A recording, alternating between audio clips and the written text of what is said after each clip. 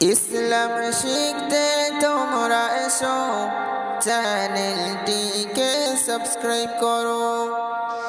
Islamic education star.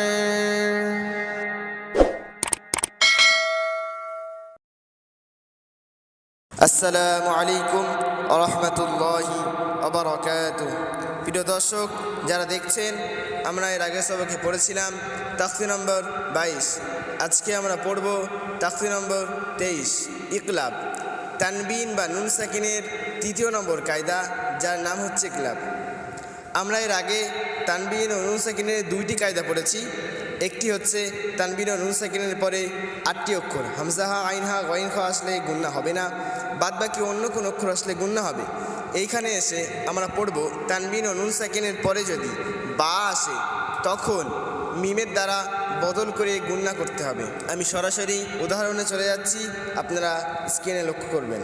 মাম বাখিলা, এখানে খেয়াল করেন মিম নুন জবর মান হওয়ার কথা ছিল, কিন্তু এইখানে নুন সেকেন্ডের পরের অক্ষর বা এসছে বলে এইখানে একটি ছোট্ট মিম দেওয়া আছে, এর দ্বারাই এইখানে বদল হচ্ছে।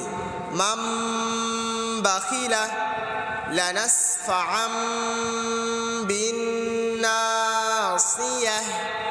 মিম বাইনিস সুলবি কিরামিম বারারা মিম বাদি মুতাহহারাতিন বিআইদি সাফারা বিযামবিহিম খাবীরুম বিমা তা'মালুন সামিউম বাসীরুন কাল্লা লায়ুনবাযান্না